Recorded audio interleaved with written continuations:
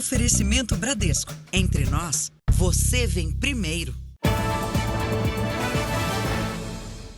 Boa noite. Boa noite. A falsa batida tem assustado motoristas que andam pelas rodovias de São Paulo. O último caso foi o de uma médica que voltava para casa depois de um plantão de 24 horas. Os criminosos simularam um acidente na Via Dutra, principal ligação com o Rio de Janeiro. Quando ela saiu do carro, foi sequestrada. A perseguição terminou em Itaquaquecetuba, na região metropolitana de São Paulo. A polícia desconfiou dos veículos na estrada e deu ordem para os motoristas pararem, mas eles não obedeceram. Houve tiroteio e a vítima foi libertada. Um homem foi ferido e preso. Os outros criminosos fugiram com o celular da vítima. Mandaram eu desbloquear o meu celular com a arma, então eu acredito que devem estar nessa hora indo atrás de conseguir roubar alguma coisa. A médica tinha acabado de sair de um trabalho na cidade de São José dos Campos, no interior de São Paulo. O destino era a capital paulista, onde mora. A abordagem aconteceu na rodovia Dutra. A médica estava dirigindo quando bateram lá atrás no carro dela. Foi uma batida de leve. Mesmo assim, ela resolveu sair para ver o tamanho do estrago. Ela então veio até aqui atrás para conversar com o motorista que provocou a batida. Ele então sugeriu que ela voltasse para o veículo para pegar o celular e tirar fotos dos documentos. Só que quando ela estava voltando, ela foi agarrada e colocada à força dentro do carro dos sequestradores. Deram risada quando viram que eu estava descendo do carro, aí eu achei que estava estranho. Tentei voltar para o carro, mas foi quando eles me colocaram no carro deles. Ela ficou cerca de 40 minutos no banco de trás do veículo, até ser libertada pela PM. Veja agora outras notícias do dia. Brasil faz campanha contra a desinformação para retomar a alta cobertura de vacinação no país.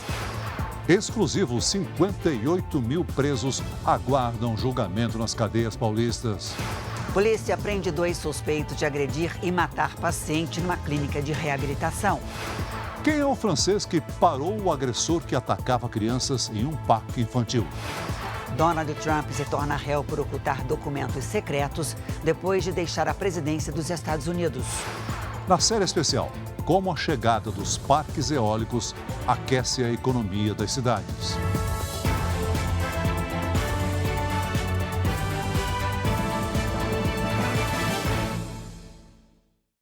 Oferecimento: Bradesco. Comece a investir a partir de R$1.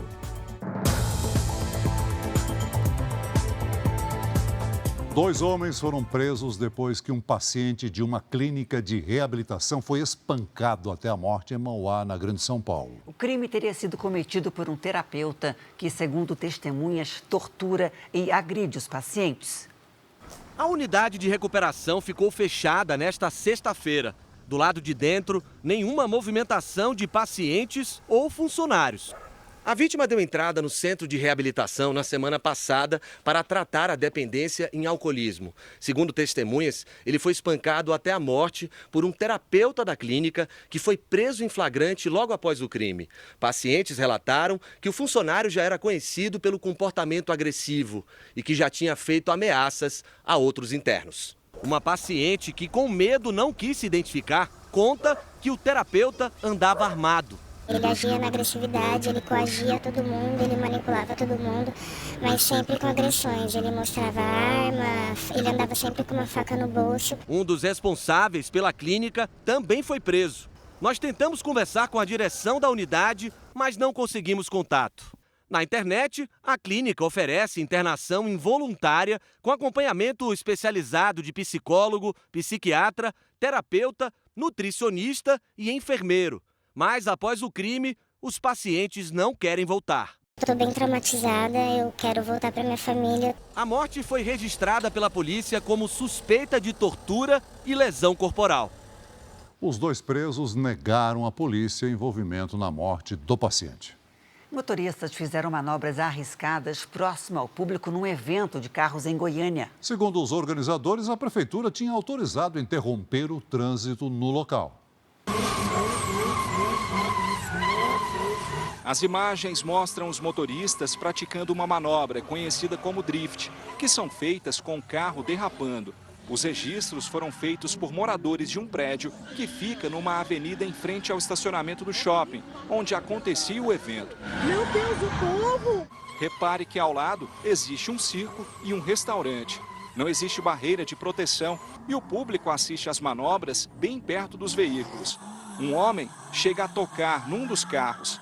Imagina se você está na rua e um carro desse choca com você. Tudo começou por causa de uma feira de carros que seria realizada no shopping na semana que vem. Os organizadores disseram que tinham autorização da Secretaria de Trânsito de Goiânia para bloquear a avenida por 20 minutos, para que fossem gravadas imagens de divulgação do evento. Por causa da repercussão, o shopping decidiu cancelar a autorização para o evento. Em nota, disse que a responsabilidade seria dos organizadores, já que apenas alugou o estacionamento para uma exposição de carros. A Secretaria de Trânsito afirma que os motoristas podem ser responsabilizados. Não estava dentro da nossa autorização nenhuma manobra perigosa que colocasse em risco tanto condutores como também os pedestres aqui envolvidos. Uma mulher chinesa de 80 anos é agredida com uma pedra por um ladrão em Belo Horizonte. O suspeito tentou fugir, mas foi preso em flagrante. As imagens de câmeras de segurança registraram quando a idosa e outras duas mulheres são surpreendidas pelo criminoso. Agressivo, ele grita e chega a subir no portão. Ameaça a idosa. Ao notar que a mulher não tem nada para entregar, o assaltante agride a vítima de 80 anos com uma pedra. Mesmo com dificuldade para falar português, a mulher contou sobre os momentos de pânico. Garro, entende? Assim, e passar a mão aqui, ver se tem celular, tem dinheiro. Um vizinho usa um facão e um pedaço de pau para interromper o ataque. Se eu não chego na hora, ele tinha matado ela. Ele só não entrou lá dentro por causa da cerca elétrica, senão ele tinha entrado lá dentro. O suspeito de 20 anos fugiu após as agressões, mas foi preso em flagrante pouco tempo depois e vai responder por lesão corporal. Ele resistiu à prisão e chegou a morder um dos policiais. A idosa sofreu um afundamento craniano e levou 10 pontos na cabeça. Nos primeiros 4 meses do ano, foram registrados 4.590 roubos em Minas Gerais, uma média de 38 por dia. Já o crime de lesão corporal no estado cresceu 32,8% de janeiro a abril, na comparação com o mesmo período do ano passado. A violência e a covardia do episódio revoltaram os vizinhos da chinesa. A gente quer proteger as pessoas, mas fica difícil. E a gente não quer virar prisioneiro dentro das nossas residências. 6 pessoas morreram neste ano num trecho da BR-040 na Serra de Petrópolis, no Rio de Janeiro. O local é conhecido como a Curva do Terror. Ontem, um caminhão tombou e fechou a rodovia por 7 horas. As obras da nova pista estão paradas há 7 anos. A rodovia é a principal ligação entre os estados do Rio de Janeiro e Minas Gerais. Mas para os motoristas, transitar pela Serra de Petrópolis é sempre um desafio. Ali é uma região que tem bastante neblina, né? Então fica complicado. E já viu muito acidente? Bastante. Quase todo dia tem, né? Inaugurada há 95 anos, a subida da serra mantém praticamente as mesmas características. Falta acostamento e sobram curvas. Ao todo, 114. Foi numa delas que um caminhão-tanque carregado de combustível virou e pegou fogo. O acidente foi no quilômetro 96, trecho que tem velocidade máxima de 50 km por hora.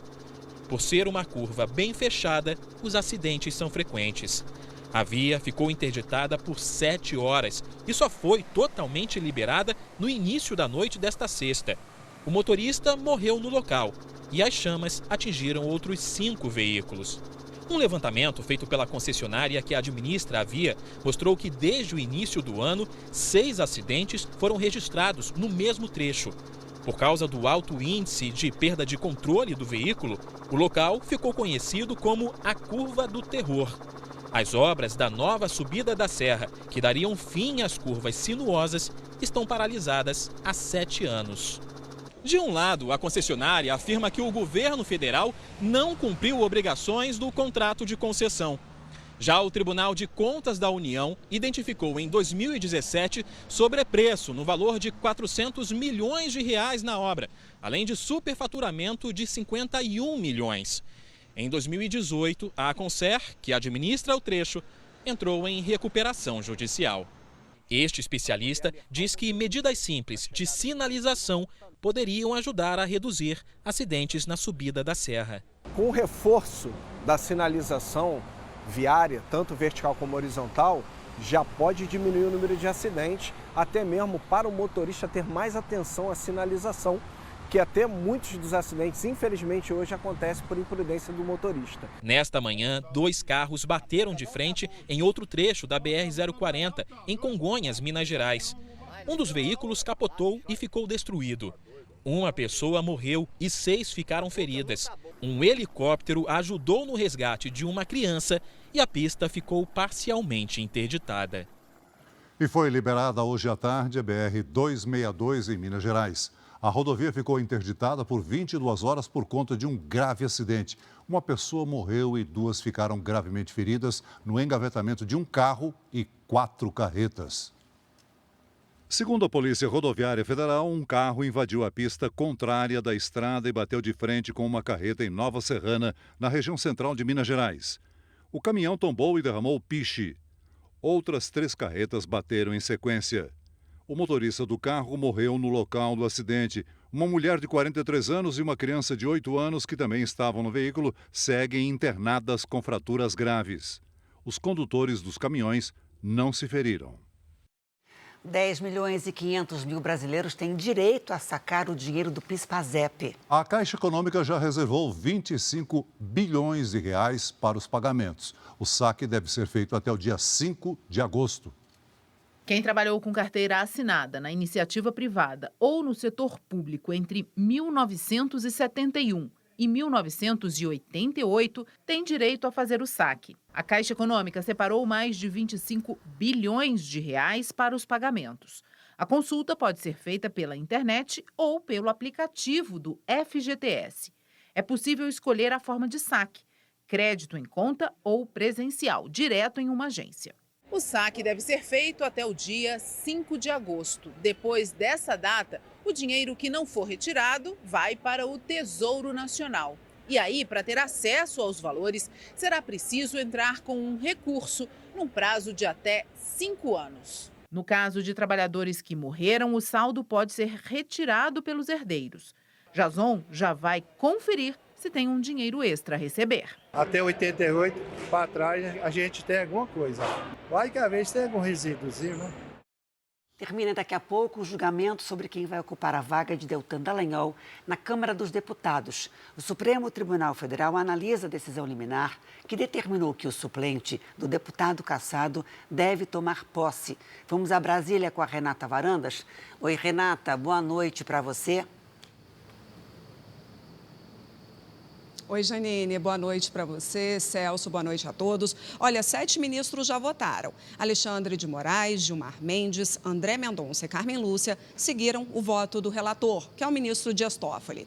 Até agora, só os ministros Edson Fachin e Luiz Fux votaram diferente. O relator defende que a vaga de Dallagnol deve ser ocupada por Luiz Carlos Rauli, que é o suplente de Dallagnol no Podemos. Mas, para o Tribunal Regional Eleitoral do Paraná, a vaga teria que ser destinada a Itamar Paim, do PL, que já é candidato do Podemos e atingiu a votação mínima para ocupar o cargo. Como o julgamento ocorre no plenário virtual, os ministros não precisam debater o assunto. Os votos podem ser colocados no sistema até às 11h59 da noite de hoje. Janine e Celso.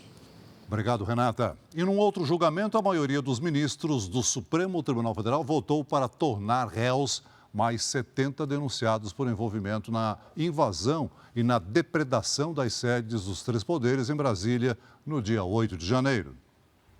Nas 70 novas denúncias aceitas, 6 são de acusados de participação direta nos atos de vandalismo.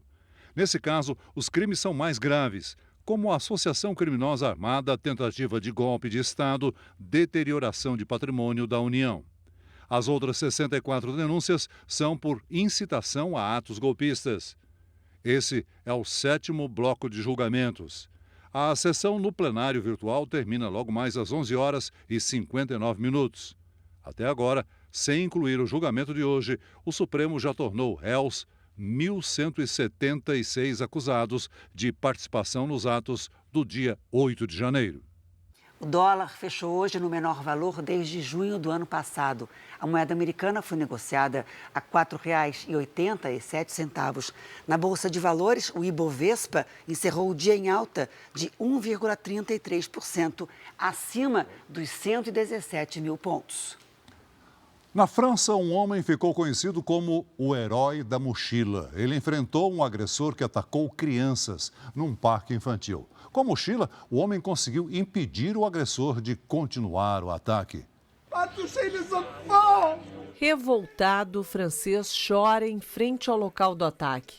Diz não toque nas crianças e se pergunta por que não estava lá ontem.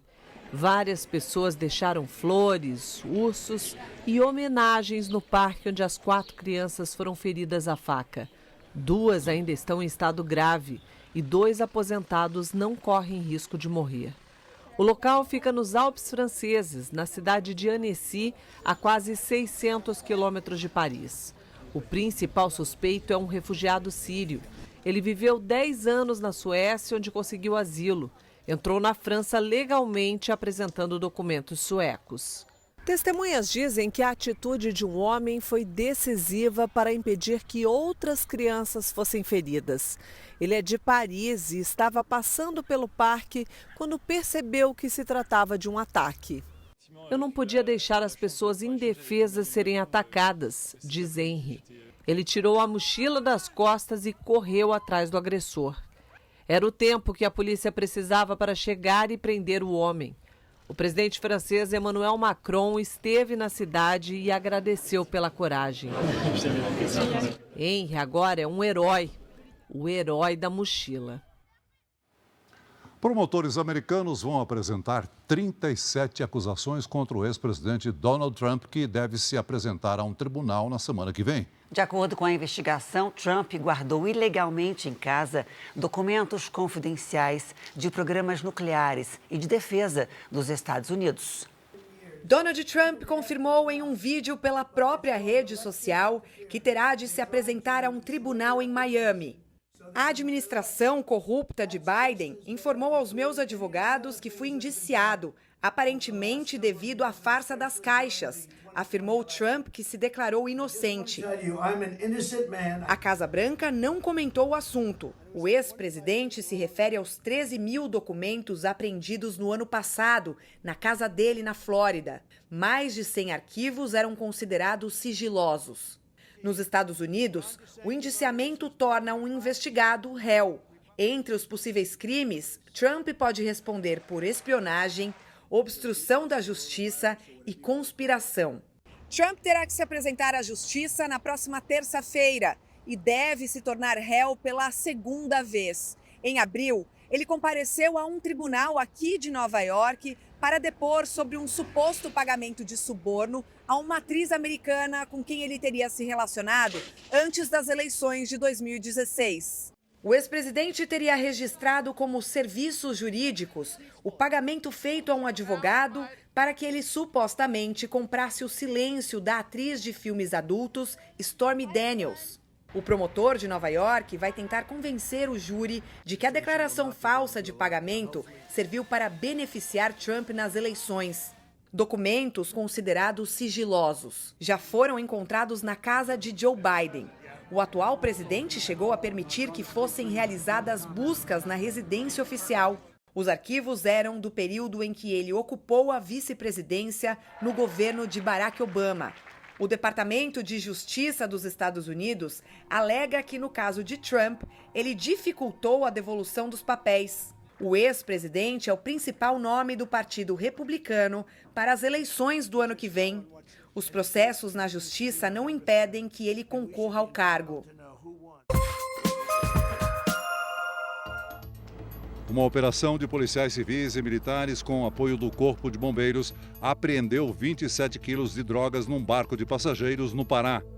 20 tabletes de maconha e 3 de oxi, entorpecente derivado da cocaína, foram encontrados com a ajuda de um cão farejador.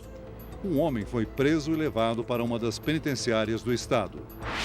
Um homem flagrou 2 pessoas pegando carona em cima da carga de um caminhão. O registro foi feito na BR-153, próximo a Irani, no oeste de Santa Catarina. O autor do vídeo teria avisado o motorista do caminhão quando o veículo estacionou. A geada e a neblina mudaram a paisagem no Vale do Caminhos da Neve, na Serra Catarinense. Segundo o Instituto Nacional de Meteorologia, a temperatura mínima foi de 0,3 grau. Esse é o 12º dia seguido de geada na região. E a chuva não para no litoral do Nordeste. Em João Pessoa, na Paraíba, em 24 horas, choveu mais da metade do esperado para junho. Giovana Rizardo, boa noite para você. Como é que fica o tempo no fim de semana? A chuvarada continua por lá e tem mudança no sul. Janine, boa noite para você, para o Celso e a todos que nos acompanham. Pelas imagens de satélite, olha só a novidade. Uma grande quantidade de nuvens se formando entre o Uruguai e o Rio Grande do Sul. Essa é a frente fria que chega amanhã, trazendo chuva para todos os estados do sul. De carona com ela, vem o ar polar, que vai derrubar as temperaturas em vários estados. Tempo abafado no Nordeste e nos estados do Norte, onde chuva e calor seguem até domingo. Antes da mudança que eu falei, sábado de calor em Florianópolis, com máxima de 30 graus. No Rio de Janeiro, máxima de 31. Em Cuiabá, 35. Aracaju, máxima de 28. Em Manaus, 32 graus. E em Rio Branco, 33. Em São Paulo, fica cada vez mais quente no sábado, tarde de 27, e no domingo, 28 graus. A boa notícia é que tem previsão de chuva para aliviar essa secura do ar na segunda-feira. Hora do Tempo Delivery. Atendemos o Márcio, que é de Pinhais, no Paraná. Márcio, olha, aproveita para fazer tudo o que você precisa fora de casa até amanhã. A partir do domingo, volta a chover e a esfriar. A temperatura cai 10 graus da tarde do fim de semana para segunda-feira. Agora é o Luiz que quer saber como fica o tempo em Urandi, Bahia. Vamos lá, boa noite, seu Luiz. Nos próximos dias, o sol aparece e as nuvens aumentam, mas sem chance de chuva. Temperaturas, olha só, entre 30 e 32 graus. Quer ver a previsão do tempo da sua cidade aqui no Tempo Delivery? Mande o seu pedido pelas redes sociais com a hashtag você no JR. Janine, Celso. Obrigada, Giovana. Amanhã, Giovana. Até amanhã. Ainda hoje, ex-primeiro-ministro do Reino Unido, Boris Johnson, renuncia ao cargo de deputado. Comércio espera faturar 2,5 bilhões de reais no Brasil com as vendas de presentes para o Dia dos Namorados. 19 mil casais celebram a união no Templo de Salomão e em eventos simultâneos em mais de 1.000 municípios brasileiros e 58 países. E na série especial, como a chegada dos parques eólicos aquece a economia das cidades.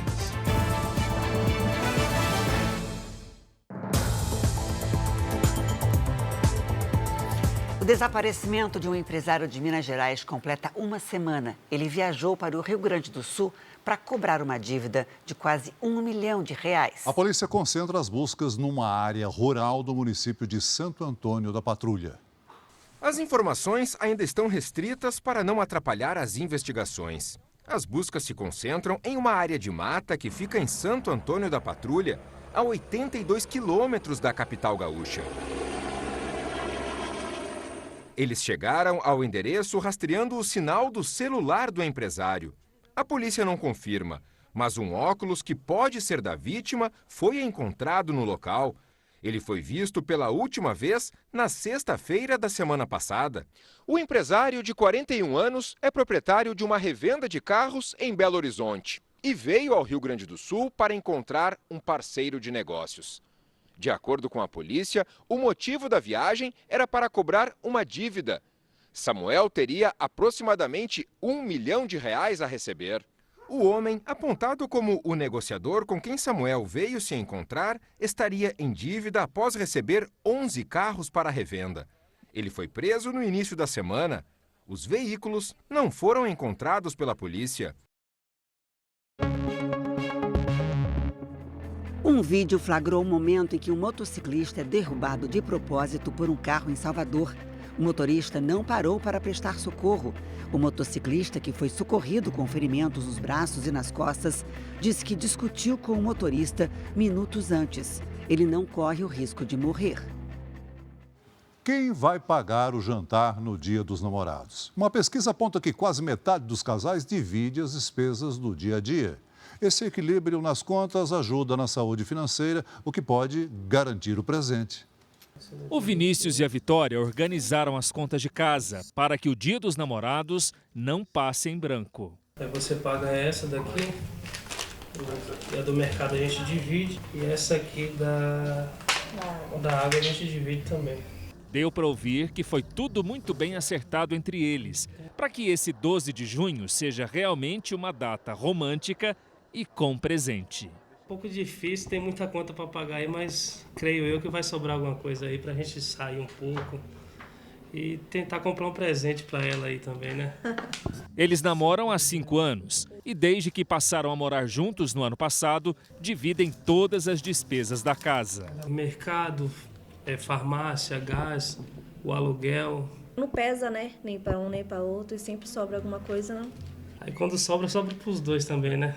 40% dos casais ouvidos numa pesquisa preferem dividir as contas. O levantamento ouviu 1.456 consumidores em todo o país, de 30 de maio a 5 de junho.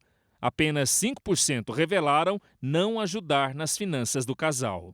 Ter alguém para dividir a responsabilidade dos gastos e também para te ajudar a pensar se esse é o melhor caminho para a família, para o casal, é bastante importante e certamente ajuda a evitar esses gastos extraordinários, não planejados. A expectativa do comércio para esse Dia dos Namorados é de um faturamento de 2,5 bilhões de reais. Um volume robusto, porém cerca de 2,2% menor que o registrado no ano passado. Roupas, calçados e perfumes estão na lista dos presentes preferidos. E os lojistas esperam faturar 1 bilhão de reais. As pessoas estão um pouco mais reticentes de como vai ser o segundo semestre, tudo isso pode acabar freando um pouco as compras. Mas, certamente é um bom momento para o varejista conseguir fazer mais receita, conseguir repor o caixa perdido de anos anteriores e aproveitar o momento para ganhar dinheiro. Dados obtidos pelo Jornal da Record através da Lei de Acesso à Informação revelam que mais de 58 mil pessoas estão presas no estado de São Paulo sem condenação e aguardam julgamento. Isso viola o princípio constitucional da presunção de inocência. Em alguns casos, pode deixar suspeitos atrás das grades injustamente. Eu fiquei preso 3 anos e 8 meses, inocente. O microempresário Alexandre ficou esse tempo todo preso por estupro. 7 mulheres o acusaram depois de o reconhecerem por foto. Ao ser detido, ele apresentou diversas provas que foram ignoradas. Alexandre tem um ponto eletrônico que mostra que no horário do crime estivera ele em outro local, no dia e no horário do crime. Ele tem testemunha, ele tem a Herb, a estação rádio base do celular dele, que mostra que ele estava a 20 quilômetros do local do crime. Um dos crimes aconteceu em 27 de janeiro de 2016, na zona leste de São Paulo. No dia foi colhido material genético do estuprador. E no momento em que o abuso acontecia, Alexandre estava trabalhando em outro bairro na zona norte da cidade. O pior momento foi quando eu cheguei. Quando eu cheguei lá, os agentes começaram a me falar o que você realmente estava respondendo, que você é um Jack, que eles iam te zoar, que eu ia apanhar e você ficava com medo. A Constituição brasileira garante presunção de inocência, ou seja, que o suspeito responda ao processo em liberdade até o fim de todos os recursos. Mas só depois de muita luta na justiça e dos resultados negativos dos testes de DNA, ele foi inocentado em todos os processos. Em novembro de 2019, Alexandre conseguiu a liberdade, mas até hoje não se recuperou dos quase 4 anos de prisão. Eu tenho raiva. O meu título de eleitor ele é cancelado. Por ele ser cancelado, eu não consigo arrumar um emprego registrado. O Estado me esmagou. O estado de São Paulo tem a maior população carcerária do país. são mais de 195 mil presos em regime fechado. 38% ainda não foram julgados de forma definitiva. Ao todo, são 58 mil presos nessa situação. 37% dos homens estão encarcerados por tráfico de drogas. Entre as mulheres, mais da metade está presa por esse crime. Os dados foram obtidos através da Lei de Acesso à Informação. O presidente da Comissão de Advocacia Criminal da OAB de São Paulo diz que o Estado gasta 50 milhões de reais por mês com suspeitos que estão detidos sem julgamento. O Brasil é um país que prende muito e o Brasil é um país que prende mal. O ponto é, prender como um primeiro recurso está mais que evidente que não é a melhor solução. Né? As consequências de uma prisão mal aplicada são danosas para a sociedade e devastadoras para quem é vítima da decisão. Ninguém devolve um dia preso. Eu queria que o poder público se retratasse por mim. Chegasse e falasse, desculpa, não foi você. O Tribunal de Justiça de São Paulo disse em nota que não se manifesta sobre os fatos apontados na reportagem porque os magistrados têm independência para decidir de acordo com os autos dos processos. O ex-primeiro-ministro do Reino Unido, Boris Johnson, renunciou ao cargo de deputado. Uma investigação concluiu que ele enganou o parlamento ao participar de festas durante o período de confinamento na pandemia. O ex-primeiro-ministro disse que foi forçado a renunciar. A União Europeia afirma que o rompimento da barragem da usina Nova Kakhovka, na Ucrânia, foi provocado por explosivos colocados pela Rússia nas turbinas da represa. Moscou nega. A fumaça dos incêndios no Canadá chegou à Noruega, na Europa. Por enquanto, não há risco para a saúde das pessoas.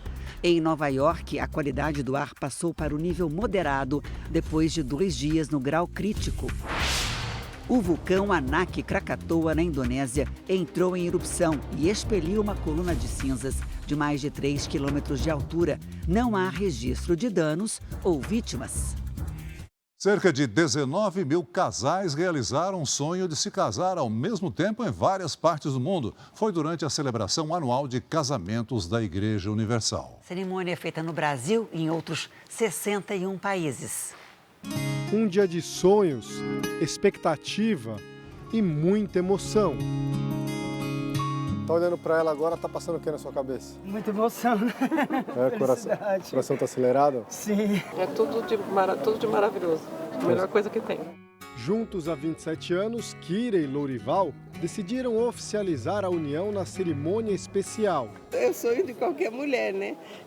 Casar não somente na presença dos homens, mas na presença de Deus também, né? Talvez o que eu errei na minha vida fui consertado agora. Essa é a 13ª edição da celebração de casamentos da Universal. O evento é aberto a todos os casais que desejam participar, integrantes ou não da igreja. Em São Paulo, 202 casais disseram o esperado sim no Templo de Salomão. A celebração foi conduzida por Renato e Cristiane Cardoso, palestrantes e também apresentadores do programa da Record TV Escola do Amor, e autores de best-sellers como Casamento Blindado e Namoro Blindado. O ser humano ainda quer ter alguém especial, exclusivo, e ser exclusivo na vida dessa pessoa.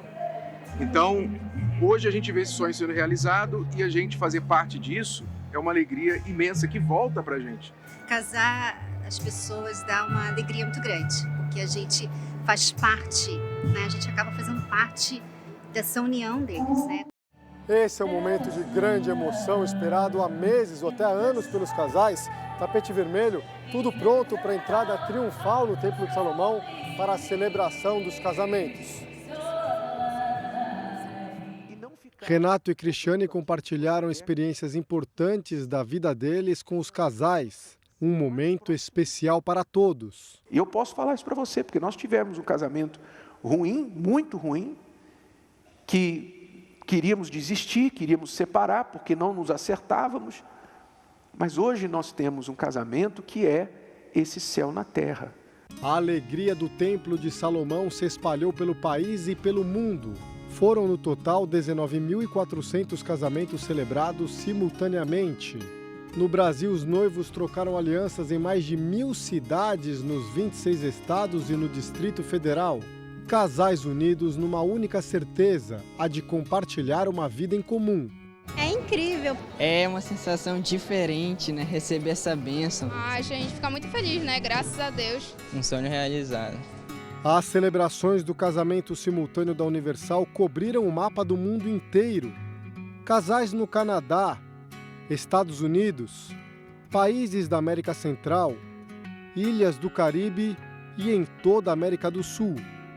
Casamentos também na Europa, em países como Inglaterra, França, Espanha, Portugal e Itália. Na África, as celebrações uniram o continente mais diverso e com mais países do mundo. E na Ásia, o maior continente do planeta e com a maior população, os casais participaram em países como Japão, Hong Kong e Filipinas. Casais de diferentes regiões, culturas, costumes, tradições. Não importa o lugar do mundo ou as origens, de agora em diante eles começam uma nova vida de cumplicidade, amor, alegria e também de desafios. Casamento, para funcionar, tem que envolver sacrifício. O sacrifício quer dizer o dar de si para um e para o outro. Sem sacrifício, sem esse amor que dá, sobra o quê? Egoísmo. E egoísmo é o grande assassino de relacionamentos hoje. Quando você inclui Deus, quando você inclui Deus no casamento, você inclui o amor de verdade, porque o amor vem dele, né? O ser humano ama, mas tem suas limitações. Mas quando Deus está envolvido, então ele ensina você a amar de verdade.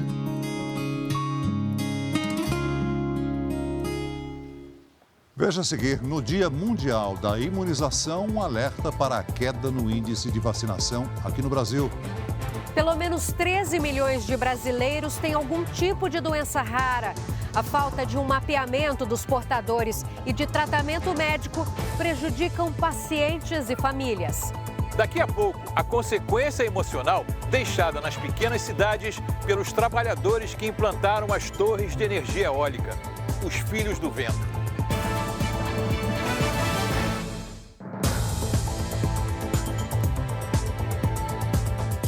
Na Venezuela, a falta de gasolina provoca uma situação inusitada. O governo organizou um sorteio para definir quais carros poderão ser abastecidos. Os números são sorteados. Número 5. Assim, nesse dia, os carros com placa final 5 podem ser abastecidos. Assim que o resultado é publicado em redes sociais, os motoristas fazem filas nos postos. A Venezuela tem uma das maiores reservas de petróleo do mundo, mas tem dificuldade no processo de refino para transformar o óleo cru em gasolina. No Dia Mundial da Imunização, o Ministério da Saúde faz um alerta para a queda no índice de vacinação no país. E tem como uma das prioridades combater as notícias falsas sobre as vacinas. A da gripe, por exemplo, foi aplicada em 44 milhões de brasileiros. Isso é pouco mais da metade do total de doses disponíveis. Carteira de vacinação em dia e consciência tranquila. O Bernardo, de 10 anos, tomou 2 vacinas de uma vez. A da gripe e o reforço da Covid. Foi bem tranquilo, para falar a real. No primeiro tempo, uma agonia vem, mas depois fica mais relaxada. A vacina ela vem, né, de estudos científicos, né, com profissionais qualificados. Então é tudo muito embasado, de forma que eu recomendo fortemente a vacinação aí para proteção de todos. Para ajudar a tirar o medo da agulha, neste posto foi instalada a Rampa da Coragem. Uma saída encontrada pela Elisa para dar aquele empurrãozinho a mais. Dá uma força para a criançada, né? Que a gente precisa também de ter um pouco dessa empatia, né? Ver o lado deles e tudo e relaxar um pouquinho. O estímulo tem motivo. O cenário não é dos melhores entre as crianças. Apenas 77% tomaram a vacina da poliomielite, que previne a paralisia infantil. O ideal é que o índice chegasse a 95%. Não tem poliomielite no Brasil no momento, mas caso venha qualquer caso externo de fora do país e contamine um indivíduo, a possibilidade dele transmitir a doença para outras pessoas é muito grande. Então a gente precisa necessariamente de uma alta cobertura vacinal para manter essa redoma aí de proteção em torno de toda a população do Brasil. O Ministério da Saúde tem feito uma campanha para combater a desinformação sobre os imunizantes. De acordo com a pasta, as notícias falsas desestimulam a vacinação. Hoje, a ministra da Saúde, Nízia Trindade, defendeu num vídeo publicado na internet que é preciso retomar a alta cobertura vacinal no país. A baixa cobertura nos expõe ao risco da volta de doenças que já haviam sido eliminadas. Inclusive, foi na campanha de eliminação da poliomielite que nasceu o Zé Gotinha, para mostrar que vacinas são a forma mais segura e eficaz de proteger nossa população. Apesar de importante, muitos brasileiros têm deixado de se vacinar. A imunização contra a gripe, por exemplo, teve baixa adesão em todo o país. A campanha nacional foi encerrada em maio, mas com a procura baixa, os estados e municípios foram orientados a estender a vacinação e ampliar o público que pode ser vacinado. Hoje, a recomendação é que todos que tenham mais de 6 meses de idade sejam imunizados contra a influenza. A vacina bivalente contra a Covid-19 também tem sido deixada de lado. Apenas 12% dos brasileiros aptos receberam o imunizante. Dona Maria das Neves prefere não negligenciar a própria saúde. É a 5ª dose já, então estou prevenida para viver mais uns 60. E ainda falando sobre saúde, pelo menos 13 milhões de brasileiros têm algum tipo de doença rara. A dificuldade em ter um diagnóstico pode esconder um número muito maior. Felipe tem a síndrome de Prader-Willi, uma disfunção que afeta diretamente o comando de saciedade no cérebro. Uma das consequências é a obesidade. Aqui ele tinha 4 anos e já pesava 50 quilos. Foram muitos médicos até o diagnóstico da doença. Mesmo tão jovem, Felipe enfrenta diversas dificuldades por causa do peso. Hoje, o estudante tem 13 anos e 190 quilos. Me sinto cansado. Quando eu vou para a escola, né? Lá em escola tem elevador, também ao mesmo tempo fico cansado de ficar andando para lá e para cá. Onde eu moro, né? Tem as escadas, então para mim fica cansado. Fico muito cansado. Dona Gremes e seu Josimar fazem o que podem pelo filho. Há 1 ano, a família precisou mudar de casa porque a renda diminuiu.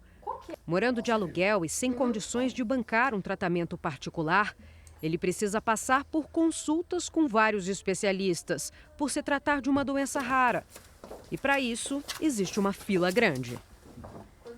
Porque a bariátrica fala que só com 16 anos, quer dizer que eu vou esperar até 16 anos esse menino, ele já está chegando quase 200 quilos? Aí como é que vai ficar a situação dele? Vai ficar bem pior, né? Essas doenças afetam uma pequena parcela da população. E é justamente por serem incomuns que o atendimento precisa ser individualizado. Estimativas da Organização Mundial da Saúde calculam que de cada 100 mil pessoas, até 65 podem nascer com alguma doença rara. Apesar do nome, existem no mundo entre 7 mil e 9 mil enfermidades desse tipo. Nesta semana, o governo federal revisou uma lei de 2018 que instituía o Dia das Doenças Raras. O país também tem a Semana Nacional da Informação, Capacitação e Pesquisa sobre Doenças Raras. O objetivo é incentivar o conhecimento e políticas mais efetivas para os portadores dessas condições. Em São Paulo, esta instituição se dedica a orientar as famílias com síndromes raras. Aqui, o desconhecimento é apontado como principal problema na busca de soluções. A gente calcula que um paciente demore, no mínimo, assim, em média, 6 anos para chegar a um diagnóstico. Então, a gente está falando que muitos morrem antes de ter um diagnóstico. No caso do Felipe, tudo que a família deseja é mais qualidade de vida. Tem dia que ele vai para a escola, tem dia que ele não vai, já por causa disso. Porque quando ele anda mais um pouquinho, ele sente muitas dores fortes nas pernas. Uma tirolesa de 110 metros de altura já está funcionando entre as cidades paulistas de São Bernardo do Campo e Cubatão. A atração está instalada no Parque Estadual e impressiona pela bela paisagem da Mata Atlântica. A rodovia Caminho do Mar, a chamada Estrada Velha de Santos, foi a principal ligação entre a Baixada e o Planalto Paulista até a década de 1980, quando o trecho foi fechado ao trânsito. Agora, só os pedestres passeiam por aqui. Muita gente encara uma subida de quase 10 quilômetros a pé. Do alto, dá para ver parte do litoral. Agora os visitantes têm uma atração a mais. E sabe como eu vou voltar lá para baixo, para Cubatão? Assim, olha, no alto, pendurada, a cerca de 100 metros de altura. Em mais ou menos 1 minuto, eu vou percorrer metade da serra, que nem eles vão fazer agora. Vamos lá?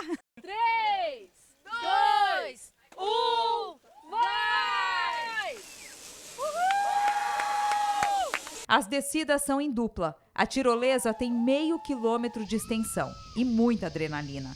No ponto mais alto, a sensação é de voar sobre a Mata Atlântica. Às vezes a pessoa não está a fim de andar os 9 quilômetros, mas ela pode andar aqui na parte alta, no planalto do parque. E aí, se quiser ainda se aventurar para descer essa tirolesa, vai ser maravilhoso. Nosso objetivo principal justamente é esse, né? Trazer a visitação pública para uma unidade de conservação, que elas podem fazer um turismo, um entretenimento, trazendo a preservação ambiental e também a diversão, né? A atração funciona de quarta a domingo e não precisa agendar. Alice e a mãe Tatiana voaram de mãos dadas. Uma aventura a 60 km por hora. A gente olha para baixo, vê tudo, você olha para todos os lados e vê a paisagem, é muito linda. É realmente um voo, aquela liberdade de você estar no ar e poder olhar para todos os lados e não ter nada barrando a visão, né? É muito legal. Agora a nossa série especial. O vento que sopra na região Nordeste abre novas vagas de emprego e aquece a economia de cidades com parques eólicos. E, ao mesmo tempo em que surgem torres de energia, nasce também uma nova geração de crianças. As mães são jovens, muitas vezes adolescentes, que engravidam de trabalhadores temporários. São chamados filhos do vento.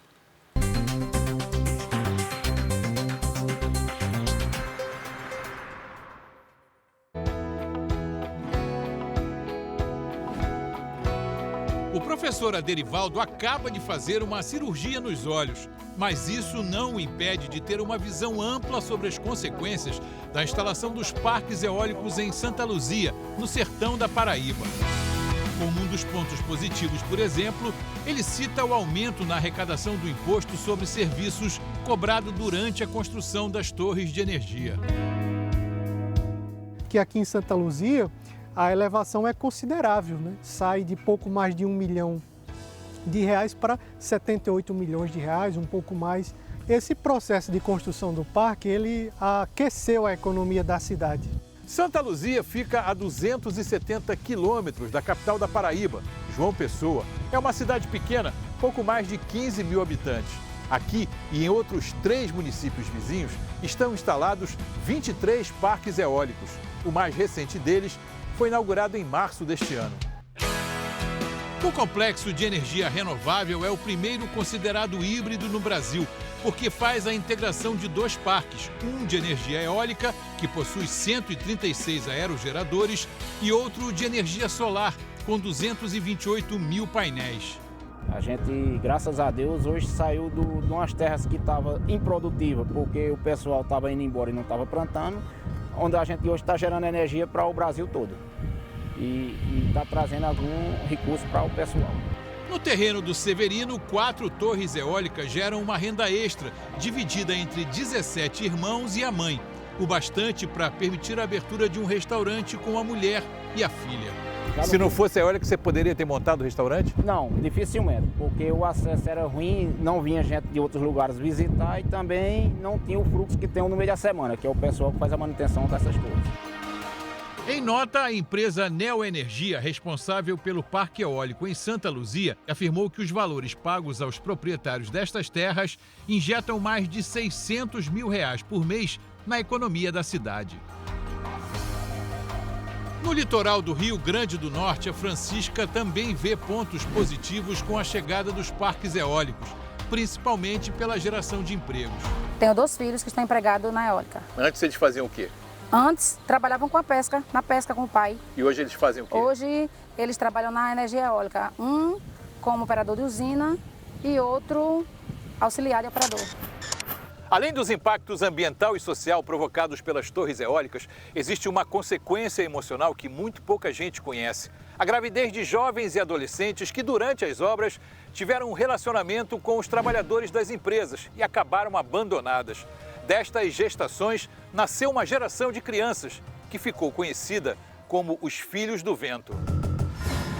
Esta mulher, que não será identificada, tinha 19 anos quando se envolveu com um funcionário. A gente estava no bar que tinha ali que ele sempre ia. Fiquei só uma vez com ele e engravidei. Aí eu disse a ele que era dele, ele não dizia morrer, dizendo pro povo que não era. Eu acho que com uma semana ele foi-se embora e nunca mais apareceu. Esse pessoal oferecia, aparentemente, um momento de lazer, né? Então eles tinham um poder aquisitivo, né, para bancar bebidas, noites diferentes, farra, casa de praia. Fica o dano psicológico, emocional dessa mulher e fica um filho, né, sem um vínculo estabelecido com esse pai. Sem dinheiro e com a mãe doente, a mulher tomou uma decisão dramática após o nascimento.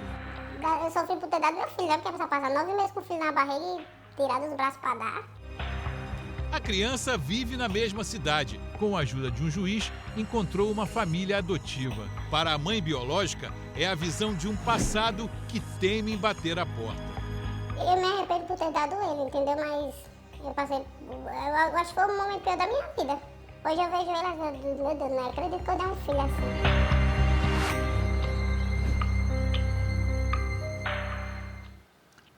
O Jornal da Record de hoje termina aqui.